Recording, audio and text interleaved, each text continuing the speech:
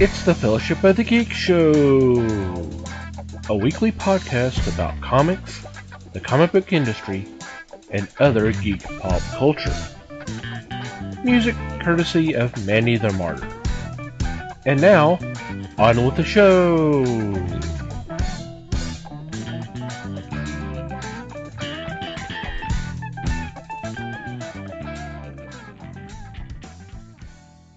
Hey everybody, it's the Fellowship of the Geeks show. My name is Thomas Schick, and joining me for this episode is Mike Marlowe. Hey gang. Holly Briggs.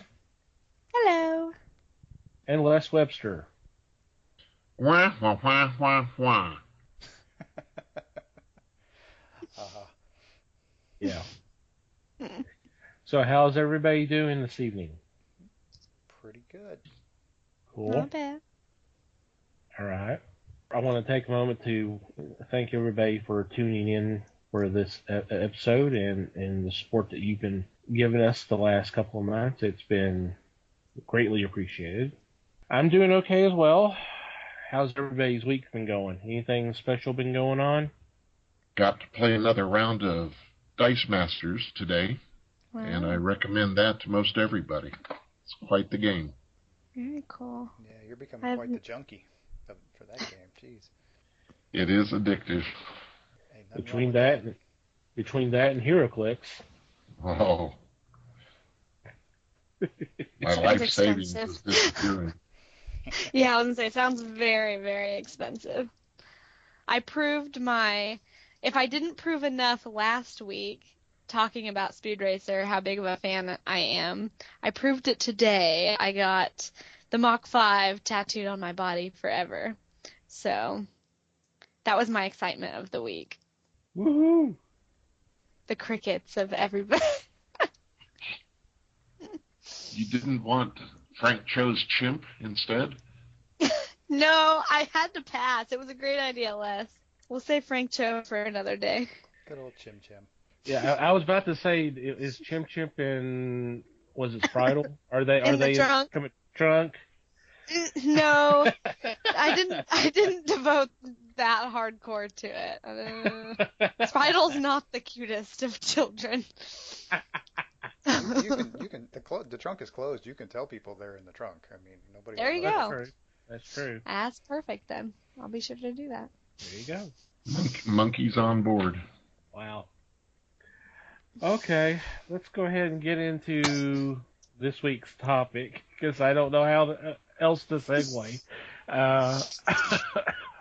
I kind of want to backtrack a little bit to something that I noticed just right around before Pre-Comic Day, and I hope everybody had a great time at Pre-Comic Day and supported their local stores.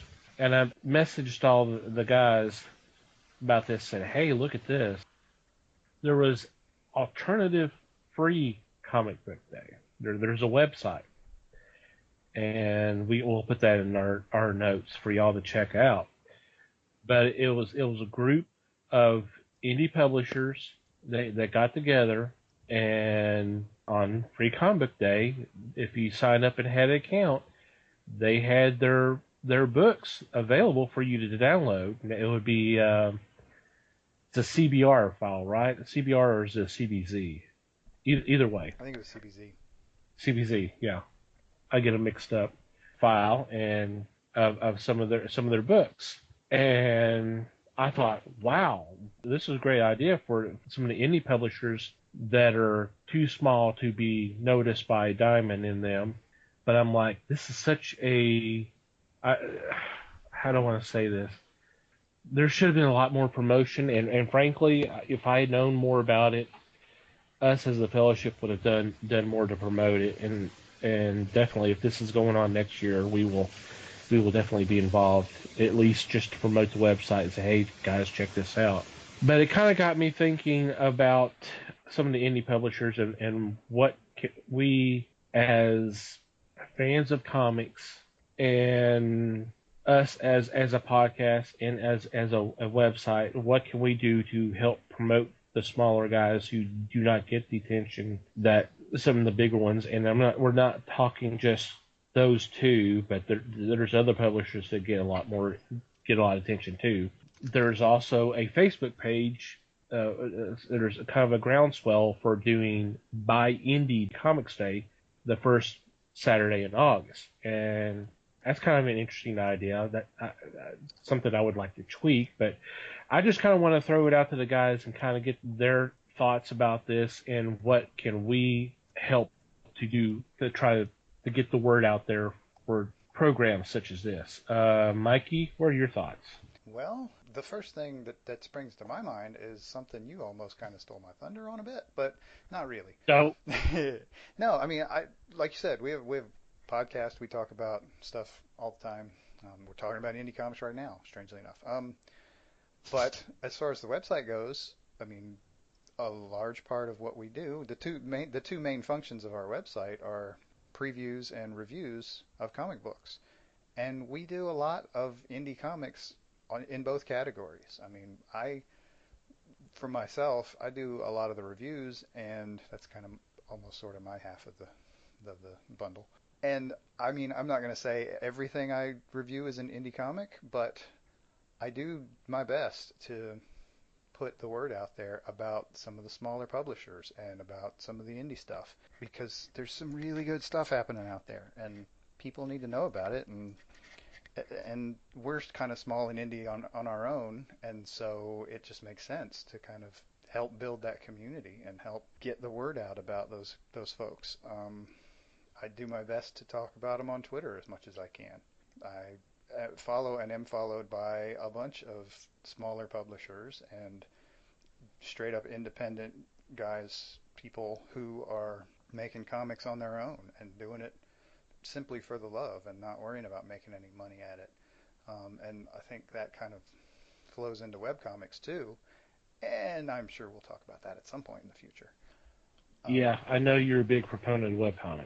I am, and boy, do I wish I had more time to read them. But, that's how it goes. Another thing that I try to do when I see the opportunity to do so is I keep an eye on Kickstarter and see the campaigns that pop up for comics there's just a couple of people writing and creating comics out there on their own and trying to get a little bit of help to get something printed and so that people can read and enjoy what they're doing. And so I promote them when I can. I support them when I can. Yeah, that's something I honestly need to do a better job of myself. Like you said, not if you can't financially support them, at least get the word out there and say, hey, this is pretty cool. Check this out. You may be interested in trying to help them make it a possibility. I got to do that myself. Right. Every little bit helps. I mean, there's no telling who might see your tweet when you put it out there, even if it's just retweeting their stuff when they're tweeting out promo stuff for their Kickstarters. It just, if it's something that looks really good to you, then hey, click on that link and take a look, see what they've got on their Kickstarter page, and maybe throw a few bucks their way. Sometimes, I mean, if you're strapped for cash, a lot of what they'll do sometimes is there will be a level at which you're getting the hard or the physical copy of the book, but a lot of them will do levels for lesser amounts of money where they'll allow you to just download a digital copy for a few bucks less. And I mean, even that is helping them get to their goals and get their campaigns, make their campaigns be successful, and so they can go out and actually make the book. Definitely. Yeah. Go ahead, Holly. I'm sorry. I love if I ever have a rainy day, I just skim through Kickstarter and see what's going on, see if there's any new comics to back. 'Cause it is, you kind of never know what you'll run into, and I do think that's one of the best ways to do that now. But I mean, I think it starts in the shops. I mean, if you're in there not just taking someone to the shelf that has good old Iron Man because they know who that is. It's taking them, hey, have you seen this? Like this week, or this last week, I think it was, either this last week or the week before, a great indie comic called Killbox came out. And it was fantastic. And it's one of those again, but nobody knows anything about it. A customer, you've got to take them and show them and hype it up. The more that you can hype stuff and make it sound more interesting than Iron Man, the better your chances are. But I think it really, really starts in the shops. Most of the times I picked up something that I wouldn't normally, and it was an indie. It was because someone in a store, whether it be an employee or somebody else picking comics up, were the ones to hype it for me. It's rare that you'll just pull one off the shelf unless the art is just jumping off. But nowadays, with cover art being totally different, a lot of times than what's inside, that doesn't always sell someone because they open it up and are like, oh, wait, this is not even what's on the cover. But I think that it really starts in the shops. I agree with you with that.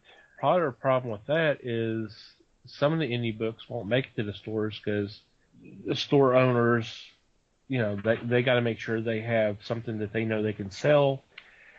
So it's safer to do the bigger guys unless there's something about that book that they read and say, hey, let me get that in the store because I think that can sell.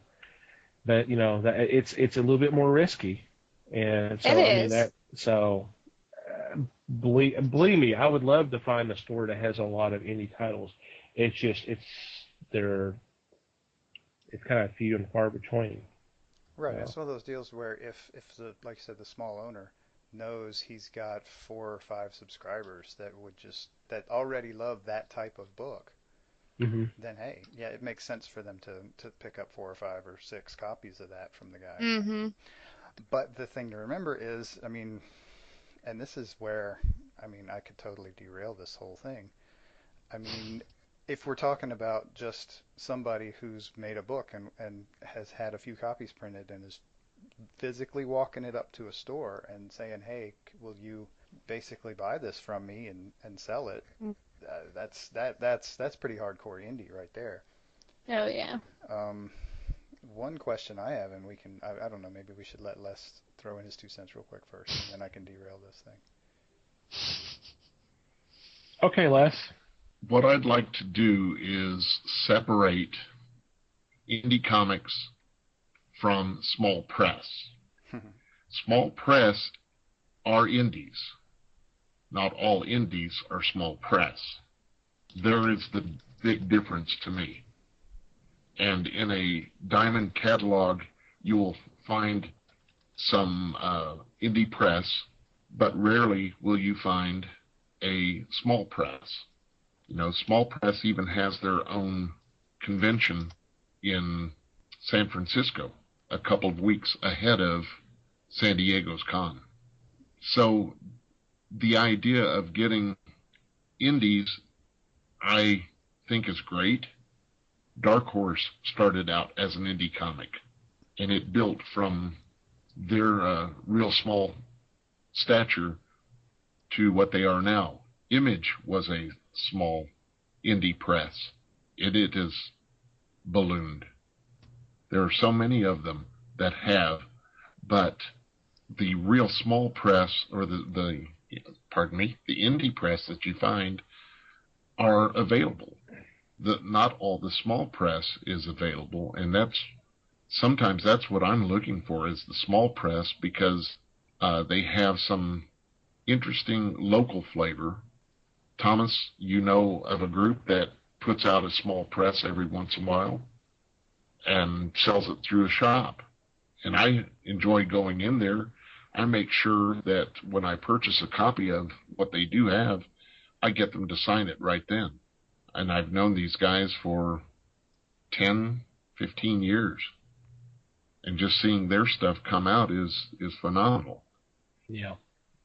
The ideas that we read about, that you made mention of the free press online, which is interesting, but it's not I don't believe it's going to be something that is going to make people charge to their shops and say, order this for me. Although, Holly, you and I have been reading Overboard. Mm-hmm. Overboard is a I consider it a small press, not just an indie, but it is a small press. But they turn out some very good stuff, both story and artwork. What the independents did, or the indies did last weekend, is a good taste, but it's, to me, you have to punch it up even more than that. I'm not saying give away free copies or have the uh, store owners purchase the comics to give away. That doesn't always happen. A lot of people, as we saw on Free Comic Book Day, they came in to fill up the orders that they wanted. They wanted to make sure that they have one of everything. And that's not always that easy. Some places you could get 5 copies, some 3 copies. It just depends on the shop owner. Am I making sense with this, with the differentiation of the two? Yeah. And to me, why I want to see more of the small press trotted out there. And the indie press, I have nothing but rave reviews for. There's some great stuff that's indie press. I don't know that the timing was all that good for the indies and the way they had presented it. I'm thinking maybe if they took, and I know they're going to have their say in August, but if they had, well, let me say this then. Maybe it's because they did this on Saturday that they got people started to thinking about the indies at August. But then you have to make sure that the retailers have indie comics for you to buy. How are shop owners going to promote it? That's going to be a big thing for them. They have to trot something out there to draw people in. Right, and with indie stuff, they're going to have to do a little more legwork to figure out where to get the stuff because, like you said, it's usually stuff Diamond doesn't have any knowledge of, and so they can't really promote. And so it's, I mean, a lot of times, like I said, it's also just a couple of people walking around shops trying to sell their stuff. And so it's harder to track down sometimes. And I mean, that's part of the, I guess I hesitate to say fix for that, but part of the fix for that is the community thing. I mean, a store should be a community, and it's really helpful when there are a lot of people like us, in a lot of cases, who are in and out of the store and who are also active online and in the community, in the larger community, and can kind of request stuff and let store workers and owners know about things that they might not necessarily see. It's like having another set of eyes to keep an eye open for that kind of thing. Sounds good. What were you going to bring up, Mikey? Um, Actually, it's kind of funny. For a little fourth wall look here. I should have asked Les what he was going to talk about before because my sort of sidetracky thing was how do we define what an indie comic is? What's the distinction? I mean, and part of why I wanted to throw it out there is because I know it's kind of fuzzy. There's not a set definition for it, but I'm curious to see what you guys think. How would you define it? I don't I don't necessarily have a problem with how Les defined it. I think that's kind of dead on. Yeah, I agree. I mean, I just think it's kind of like alternative comics to the bit.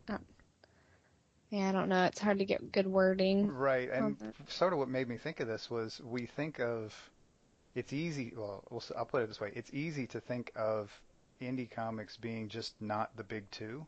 Mhm. But we're at a point now where there's more than just two big publishers. I mean, Yeah. there are what 7 or 8 if you count the big two. And I what generally think it's creator owned, almost. you say that, Ish. I know. Oh, curveball here. Pretty much everything Image puts out is creator It's owned, creator owned. Yeah. yeah, and Image is the number 3 that's true. publisher. So I mean, what hung me up on this was that is a good distinction, the creator-owned thing. But I think there's a big difference between creator-owned dude on Kickstarter trying to get his book made and having the full weight and force of Image Comics behind your quote-unquote indie comic. And so I don't know, it's like I said, it's a much fuzzier distinction than it was 20 years ago because of the success of Image and IDW and Dark Horse and Dynamite and the other two or three that I'm blanking on at the moment. But I mean, how big is big? I mean, how does a small publisher like Action Lab, who actually puts out like a dozen books a month or more, I mean, are they indie? I'm not sure. I have an answer for that. I don't know. But do you look at sales? Do you look at copies published? There are so many different ways you can try to define it. I would not say that it's because of the revenue that the titles make, because you can put out one book of 500 pages and sell it for $100. And if you sell 100 of them, you're making pretty good profit. Yet you're still an indie or a small press. To me, there are so many different ideas that you can go with to define it that it almost gets depressing trying to figure your way through it. Clearly. Yeah, and which is weird because, I mean, a lot of that is just a huge reminder that it's a business. Comics is a business, and bottom line drives a lot of stuff, and that's not really just Marvel and DC anymore. There's bottom line. I mean, I suppose the upside is that clearly there is some money to be made in comics. I think you'll get some argument about that from some people because I think it's not really easy to make money in comics. But clearly it can be done because people are buying comics, so there has to be money there. And yeah, I mean, I find it an interesting, even just trying to sort of wiggle your way through it is kind of interesting to me to figure out how does that work? Where's the line? And I mean, there's never going to be like a firm line or anything, but it's an interesting distinction, and I find myself wondering maybe how do the people at Image view themselves? And, well, I mean, it's actually usually pretty clear because they have their Image expos and they tell everybody how they view themselves. But you don't hear stuff like that out of Dark Horse. You don't hear stuff like that out of IDW very often, or Dynamite, or a lot of the others. I find it interesting. Yeah, it's a lot grayer area than it used to be. Yeah, which is probably a good thing in the long run. I think that it's not so cut and dry. That it's not, you can't get into this business unless you can get in the door at DC or Marvel. I think that's a good thing. Yeah, because that means that there's more. To me, that it seemed that there would be more interested. There's more interest in books other than those two companies. I mean, look at Les brought up Image, how it started off being indie. I would kind of take an issue. That was a little different because, yeah, it was a small publisher, but look at the names that are behind it. So it got a lot of attention because of the creators that were there. That has changed over the years because mainly they were artists who were wanting to do more writing, and now it's the Image that we know today, which it's great writing with great art. It's great stories. So it's if you think about how, and I don't want to turn it into an Image love fest, but how it's evolved over the last 20 years. It's pretty 25 years, I guess now. It's getting close to 25, yeah. Yeah, pretty incredible. So I do want to go back to something else that was mentioned earlier about Alternative Free Comics Day. And I kind of had a problem with it being on the same day as Free Comic Book Day. I would think it would need to be, to me, I would think it would be on, it should be on another day. That way it gets attention to itself. Am I wrong in thinking that? That's kind of how I would view it too, and that's kind of how I do view it. I can actually think of one option why it would be a good idea, and that's because with Free Comic Book Day, traffic is higher in stores. And so there are actually more people in the stores. And so if your focus is in the stores, that's the way to do it. You know, Mhm. you're going to attract, you're going to at least have the chance to attract more attention when there are more people in the stores looking at stuff. Yeah, well, I get that, but in this case and with this website, it was free downloads of books if you sign up to have the account. Oh yeah. So So it's a little, that shoots my theory down pretty fast. No, but yeah, well, I mean, and so like I said, I mean, whether you actually got books in the store or not, there are more people around, and so there's hype already built. So I think the hope may be to ride the coattails rather than get lost in the shuffle. I mean, I think the I risk is getting lost in the shuffle, but the yeah, hope is to ride the coattails of the fact that there's a lot more hype for that day.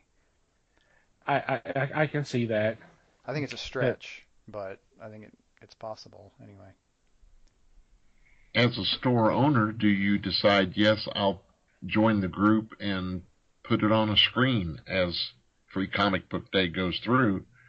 You have the opportunity to show the customers Mhm. all the stuff that is out there, stuff that they wouldn't know of or wouldn't see.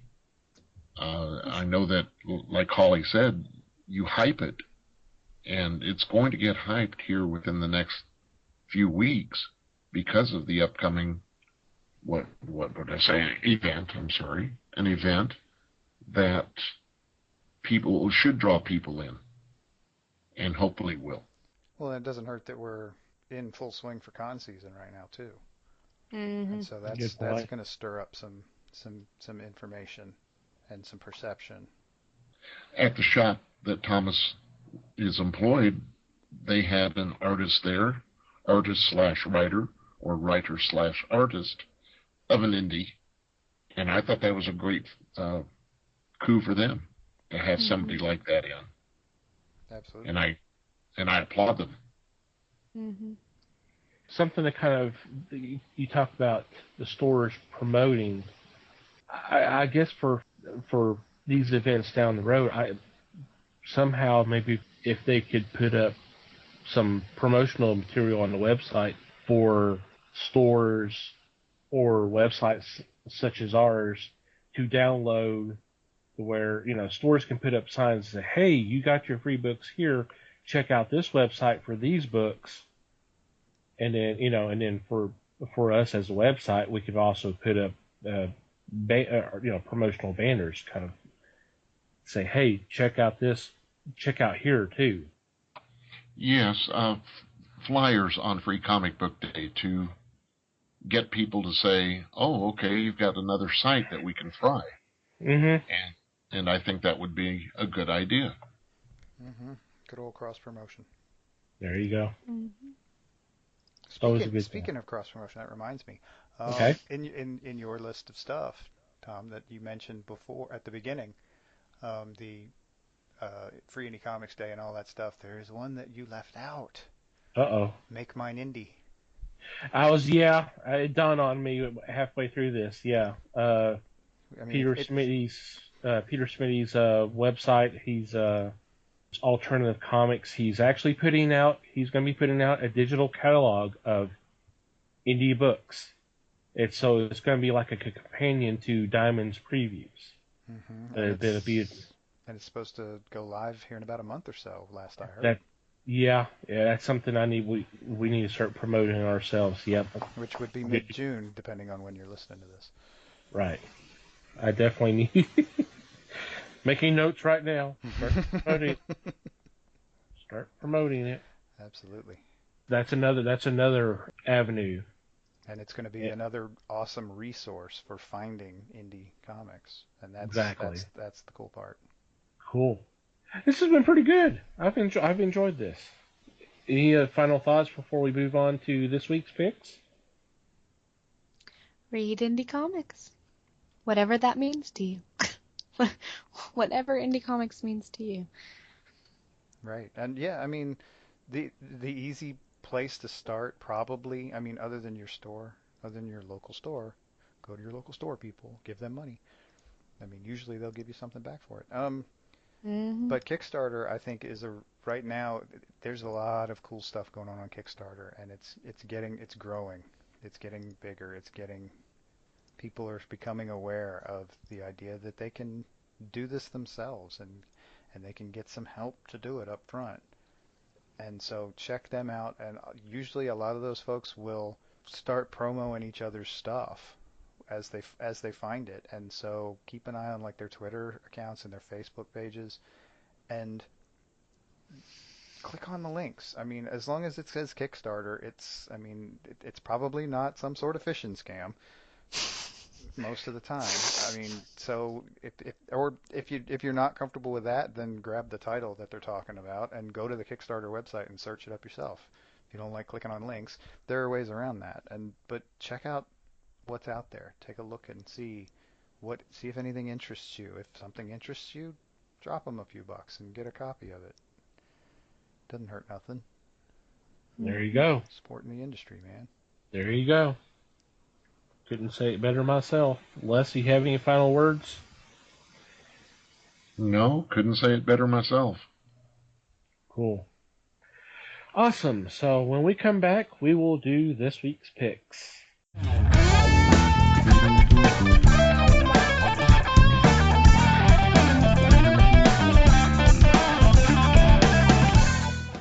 And we're back for this week's picks, and leading off is Les. For my first pick, I'm going with Dark Horse and their magazine or book, Dark Horse Presents.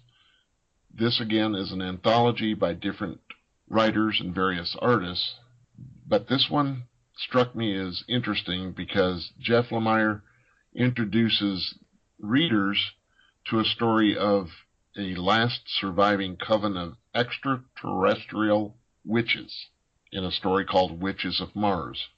Like I said, it's an anthology, so a couple of the other stories that are going to be tossed in are Alan Gordon and Bo Hampton doing the Once and Future Tarzan, and then Mr. Monster by Michael T. Gilbert. These just seem so interesting to me. I'm ready for this week. Mike? All right. My first pick. Hang on to your shorts, folks, because Archangel #1 is coming out this week. And the reason I tout it the way I do is because it is the comic debut of William Gibson, who you might recognize as the author of the groundbreaking cyberpunk novel Neuromancer back in the 80s. Yes. This is his first comic book. And so, how can you not? I don't have to sell this. This thing right there sells itself. I'm done. TC, what you got? Very, very cool. Very cool. For my first pick, I've got Wallywood Complete Galaxy Illustrations by Roger Hill. This is a collection of art from Wallywood back in the 50s. It's not only just the sci-fi magazines, but the little digest that he did. Some of these have not been seen since the original printing, so I'm excited about seeing some of this stuff. I love Wallywood's art, so I just can't wait to check this thing out. Holly? Sounds cool. I am going with #1s this week. There's tons of great #1s coming out. I'm going to start off with IDW, Brutal Nature #1 of a 4-part miniseries. And it is about a guy who has a collection of masks that transform him into different beasts and monsters. And he battles in pits and it's all about indigenous people of Colombia, I believe, fighting against the Spanish Empire. So it sounds extremely interesting. The thing that caught my eye with this was the art. The cover art for this is unreal. The creatures look crazy. It just really popped out to me. So I'm really excited to see how that goes. The artist is Ariel Olivetti. Forgive me if I said that wrong, but it looks amazing. So, Mike, what else you got? Les, what you got? Did I skip you, Les? That's okay. I'm sorry. I'm just taking That's me okay. out tonight.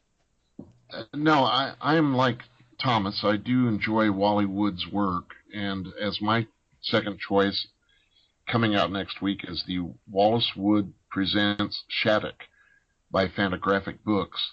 Shattuck was a series that Wood did, and it is over 40 years old, has not been reprinted. So this is kind of exciting. You get the collection, plus the fact that they've upgraded the colors and such in the printing. So it's going to really pop for you. Mike?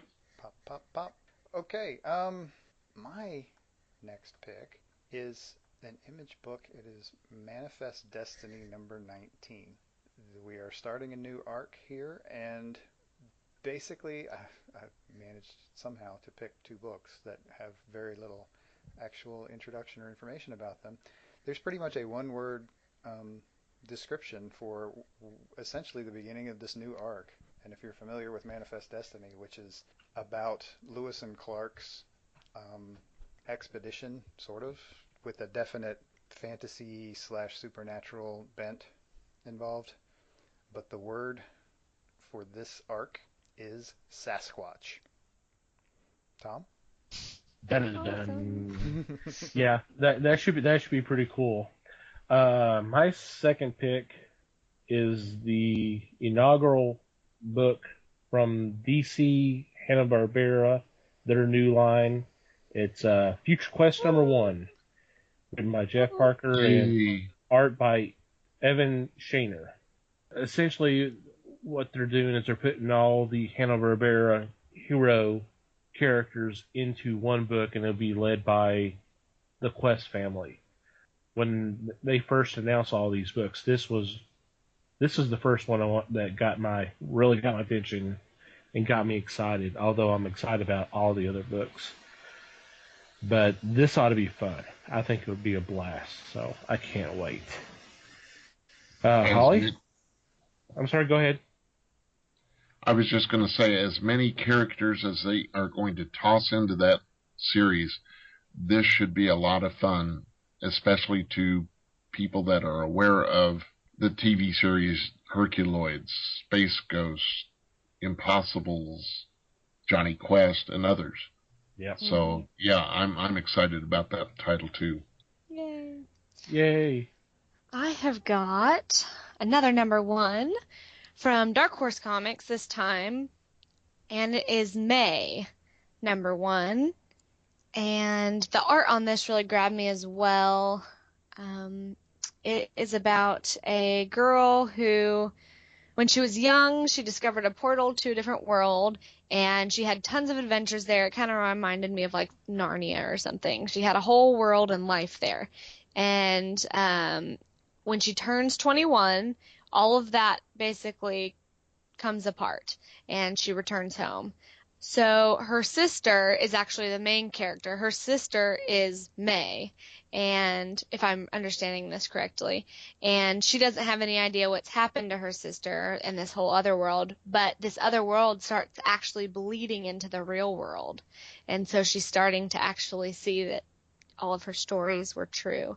So, it's going to explore a lot of that. So it looks really neat. It's got extremely bold, eye-popping art.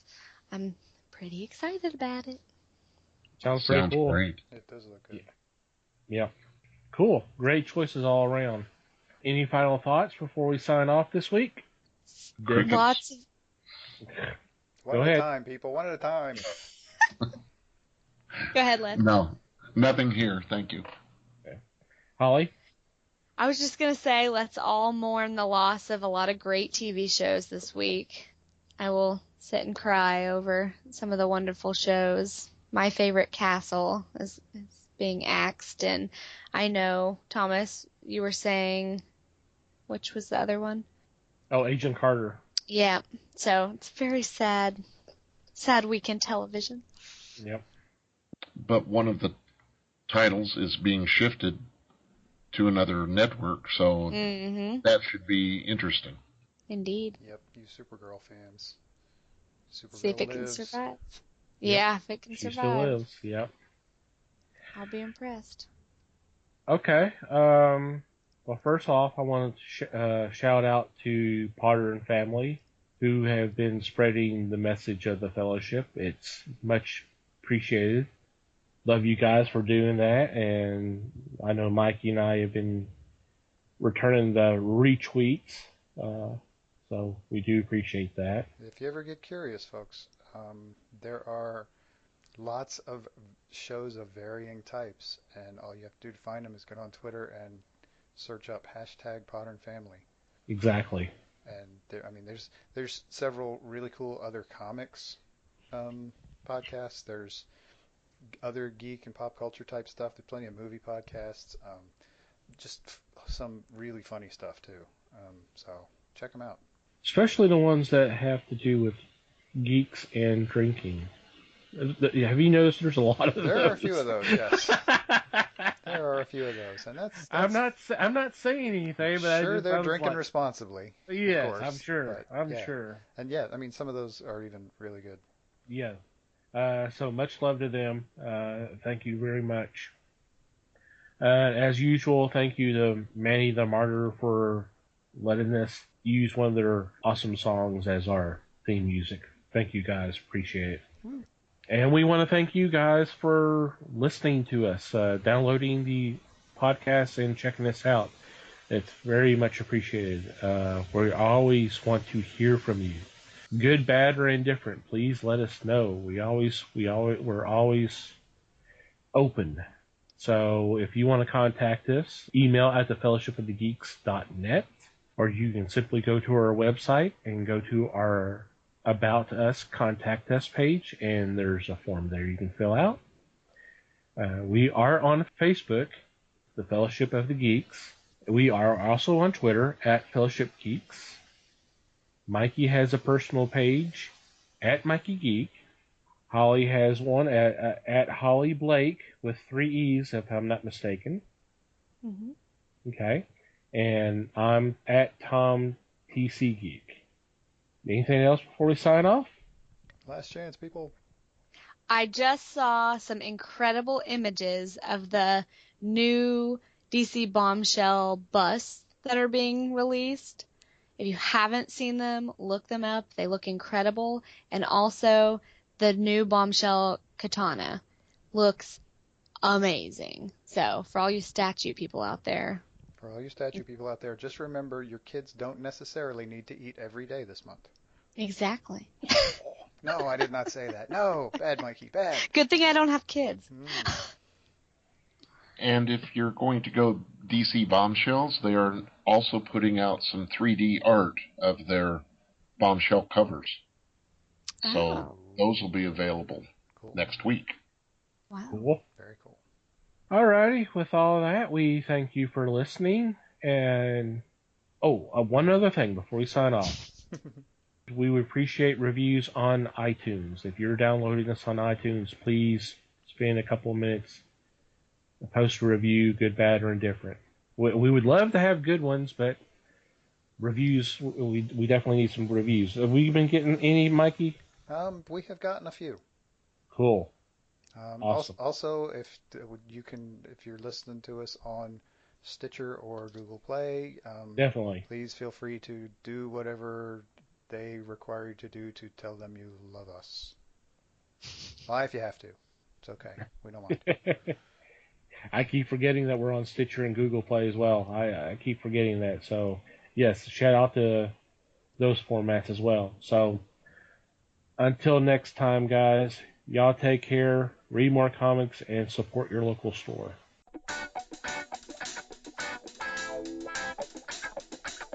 We thank you for listening to the show. Comments, suggestions, and questions can be sent to email@thefellowshipofthegeeks.net. You can follow us on Facebook at The Fellowship of the Geeks and on Twitter at Fellowship Geeks. Until next time,